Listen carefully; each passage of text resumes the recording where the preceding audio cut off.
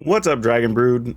We're here on September 3rd. I gotta check a calendar. Yeah, 3rd. So we're actually gonna be talking about more Innistad Midnight Hunt previews. This was actually a pretty strong day too, so it looks like there's gonna be a big batch every day for at least the first week, so you can expect a lot of card reviews, I guess, each day going forward until they get really light. So let's just jump right into it.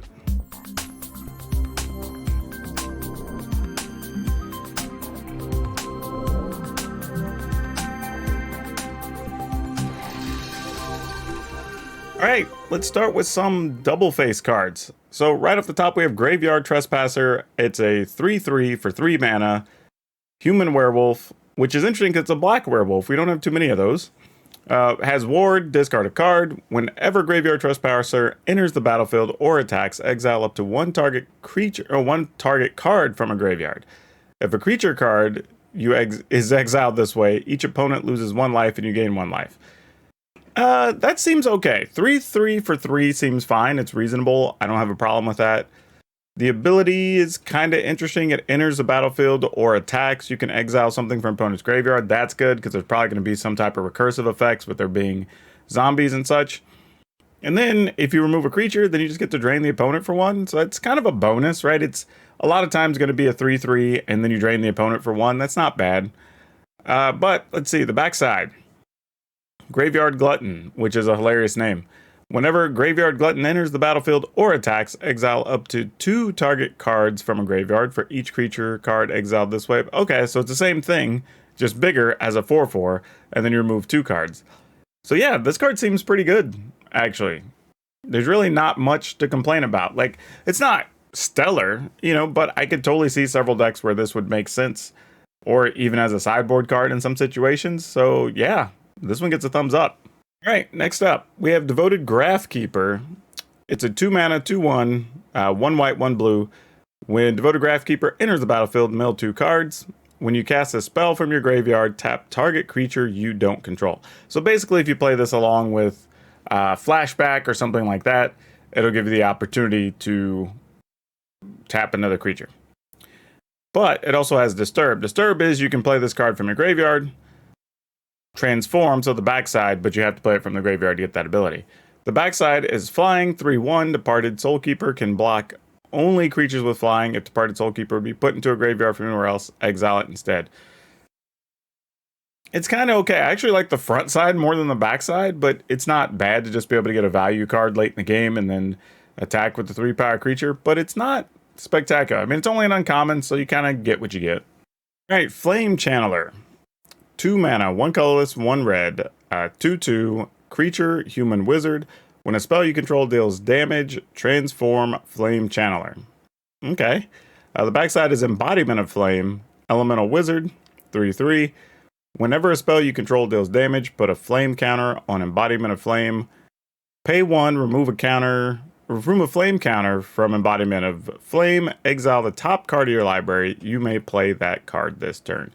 Oh, it's at a 3/3 on the backside as well. This card, I'm going to say, don't sleep on this card.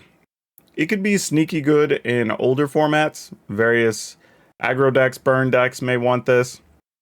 It also doesn't trigger on damage hitting your opponent. It's just on any damage. So whether you deal it to a planeswalker or a creature, doesn't matter. So being able to turn this immediately into a 3/3 and then set up to have counters on it, and then just get extra card value later, that seems really good. So this one's going to be a hard one to want to turn your nose up at, because it's very often going to be a 2 mana 3/3. And that seems okay, especially if you're on one of those aggro runs or some burn deck or whatever. This is the type of card some of those decks could want. And it may even turn out to be a real player in Standard. Pithing Needle. It's a reprint. It's fine. It's quality. It's been a rare each time. It's still a rare now. There's not a lot to say about this one. It's a decent card. You basically can turn something off. Yeah. Solid. Probably be a good sideboard card. Curse of Silence. 1 white. Aura, Curse, Enchant Player. As Curse of Silence enters the battlefield, choose a card name. Spells with the chosen card name Enchanted Player cast cost 2 more to cast. Whenever Enchanted Player casts a spell with the chosen name, you may sacrifice it.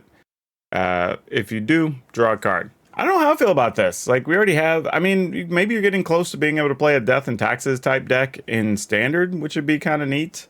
Because you already have stuff like Redain, you've got Elite Spellbinder, so like enough of those effects could really slow down your opponent, and this card could play a part in that. It does let you get extra value later, which is kind of nice, but I don't know. It just seems okay at the moment. Maybe I'm undervaluing this one. Vampire Socialite.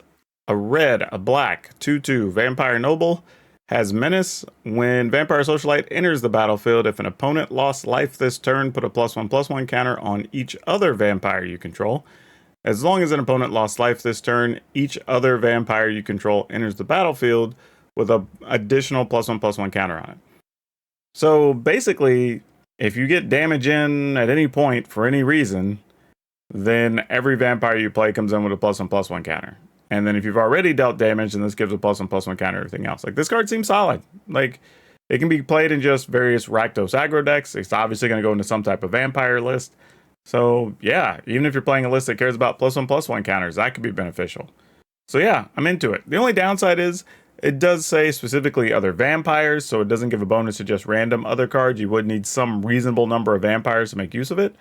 But overall, pretty good if you're gonna go ahead and play that whole like vampire style deck. Okay, the Celestis, which is kind of a key part of the story here in Innistrad this time. 3 colorless, legendary artifact. If it's neither day nor night, it becomes day as a Celestis enters the battlefield. Tap, add 1 mana of any color. 3 and tap it. If it's night, it becomes day. Otherwise, it becomes night. Activate only as sorcery. Whenever day becomes night or night becomes day, you gain 1 life. You may draw a card. If you do, discard a card. Oh, okay. So when it comes into play, it becomes day.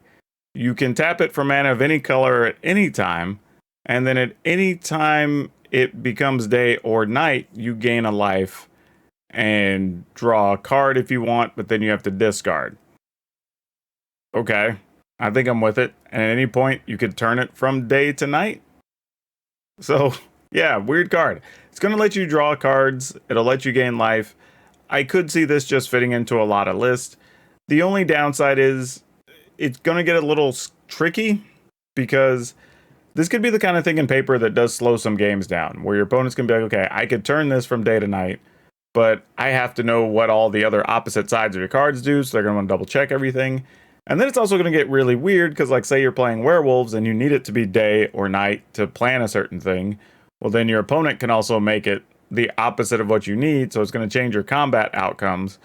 So yeah, this card's just going to wreak some havoc for different reasons wherever it shows up. Now, how powerful is it? Not that much, but it is almost like a counterbalancing card to some of the other effects in the set. Hey, Geist Flame Reservoir, 2 colorless and a red, artifact. Whenever you cast an instant or sorcery spell, put a charge counter on it. 1 red, 1 colorless, tap it, remove any number of charge counters from Geist Flame Reservoir. It deals that much damage to any target. Pay a colorless and a red, tap it, exile the top card of your library. You may play that card this turn.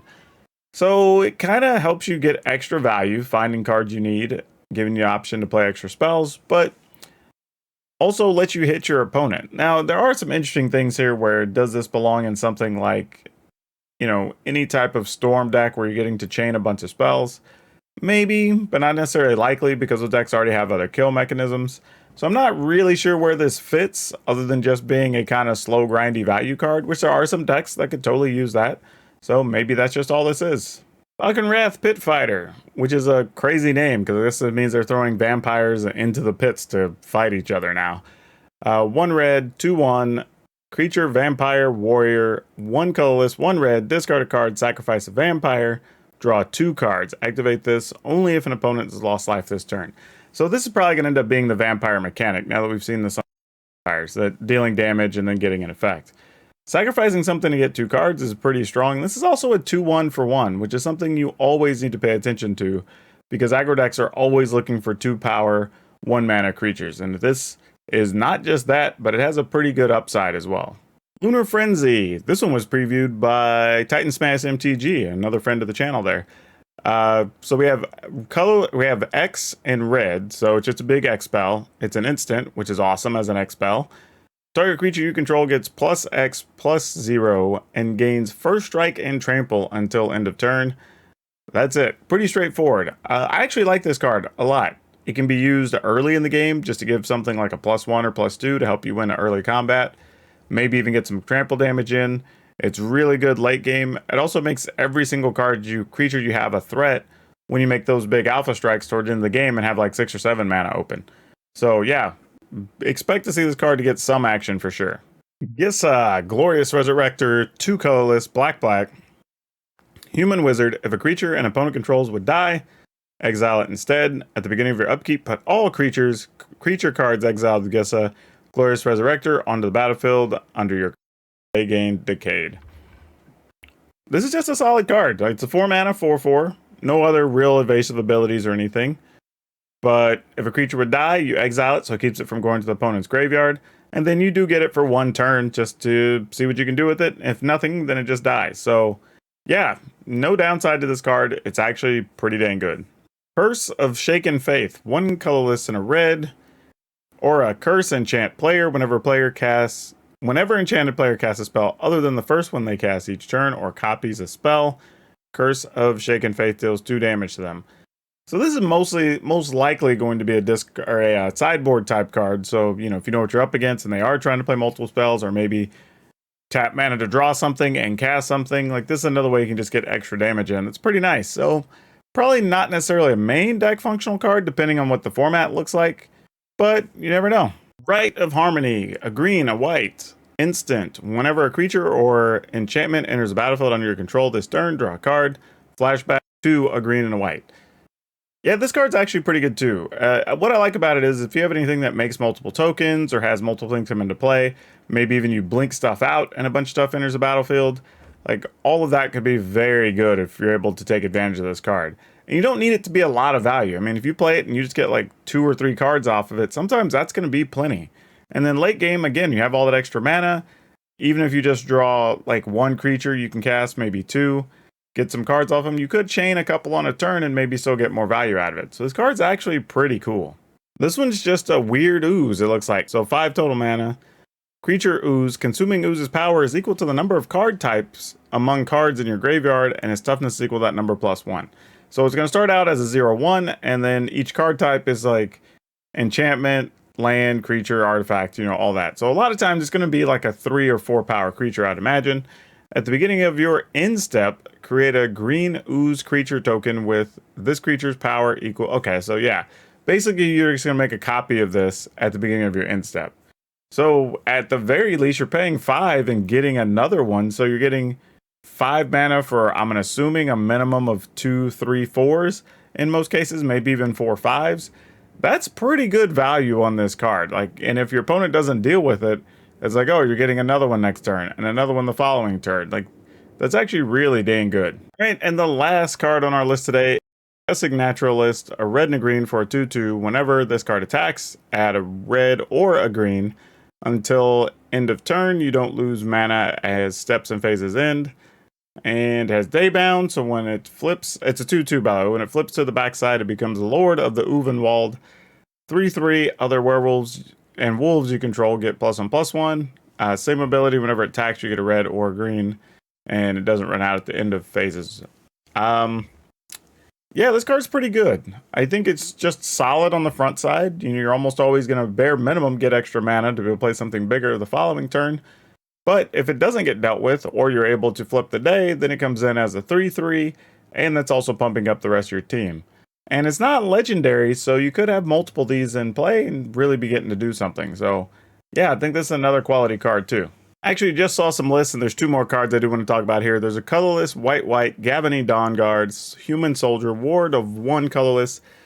If it's neither day or night, it becomes day as it enters the battlefield. Whenever day becomes night or night becomes day, look at the top 4 cards of your library. You may reveal a creature card with mana value 3 or less among them and put it into your hand. Put the rest on the bottom of your library in any order.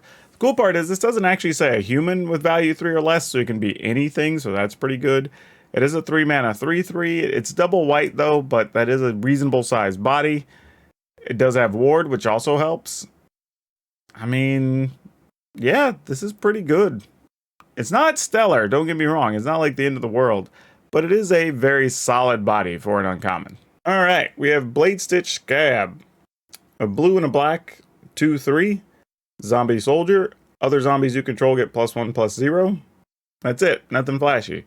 It's an uncommon. I like it.